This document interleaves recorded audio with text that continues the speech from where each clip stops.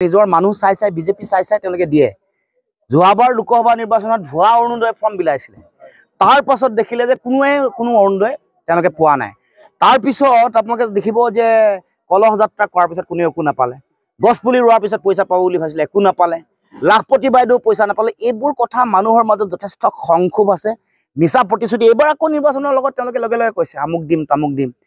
এতিয়া ৰাইজৰ কথা হ'ল পুৰণা হিচাপবোৰ কি হ'ল? লাখপতি বাইদেউ আমি হলো নাই, আমাৰ গছ পুলি ৰোৱা পইচাবোৰ কেতিয়া দিব? সেইবোৰ দিয়াৰ পিছতে হে বাকী কথা বতৰা পাতিম, এনেকুৱা কথা এবাৰ ৰাইজক ফোন কৰি দিয়ে। টকা পইচাবোৰ যদি দিয়ে তেতিয়া দিব ৰাইজে ভোট, নহ'লে নিদিয়ে। কাৰণ তেওঁলোকে জানে যে এনেকে বাৰে বাৰে ৰাম ঠগন খাব নোৱাৰে। আৰু বিজেপিক ৰাম ঠগন পাৰ্টি বুলি ৰাইজে ইতিমধ্যে গম পায়।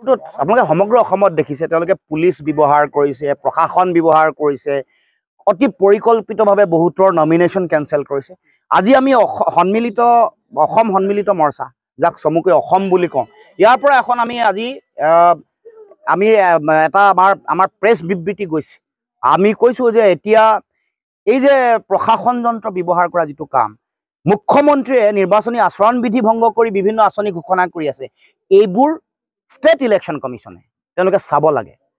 জানিব লাগে যে আমি সকলোৱে বিচাৰোঁ যে নিৰ্বাচনী আয়োগ এটা স্বতন্ত্ৰ অনুষ্ঠান, এটা কনষ্টিটিউচনেল বডি এটা, তেওঁলোকে মুখ্যমন্ত্ৰীকে ধৰি তেওঁলোকৰ দৃষ্টিত মুখ্যমন্ত্ৰী হওক, সাধাৰণ জনগণ হওক, সকলোকে সমান দৃষ্টি, সাধাৰণ প্ৰাৰ্থী এগৰাকী হওক বা মই হওঁ, সকলোকে সমতাৰ দৃষ্টিৰে চাব লাগে। মুখ্যমন্ত্ৰীক আচৰণ বিধি ভংগ কৰা, মুখ্যমন্ত্ৰীয়ে প্ৰশাসন আৰু পুলিচক নিজৰ যিটো ৰাজনৈতিক হাতিয়াৰ হিচাপে ব্যৱহাৰ কৰা যিটো কথা, এইটো ইলেকশ্যন কমিশ্যনে দৃষ্টি ৰাখি কঠোৰৰ পৰা কঠোৰতম ব্যৱস্থা গ্ৰহণ কৰিব লাগে। খোৱাং সমষ্টিটো এই যে প্ৰাৰ্থীৰ নাম কৰ্তন হ'ল, তেওঁলোকৰ কেঞ্চেল হ'ল, এই গোটেই কথাটো তেওঁলোকৰ পুলিচ যন্ত্ৰ বা তেওঁলোকে ব্যৱহাৰ কৰিছে। ব্যৱহাৰ কৰি তেওঁলোকে যাতে অনায়াসে বিনা প্ৰতিদ্বন্দ্বিতা আগবাঢ়ে।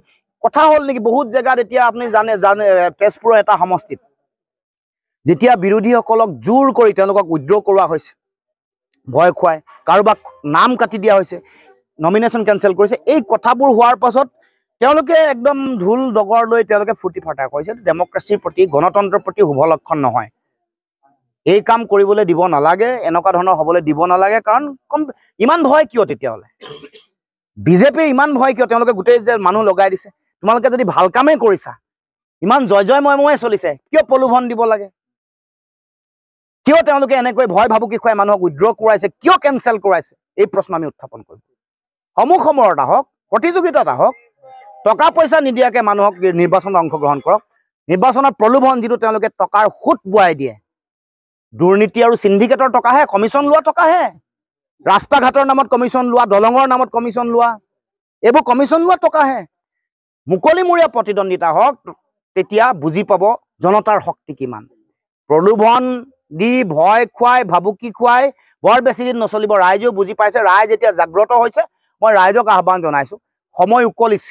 এতিয়া সঠিক, শুদ্ধ আৰু শক্তিশালী সিদ্ধান্ত লোৱাৰ সময় জনগণৰ প্ৰতি আহি পৰিছে।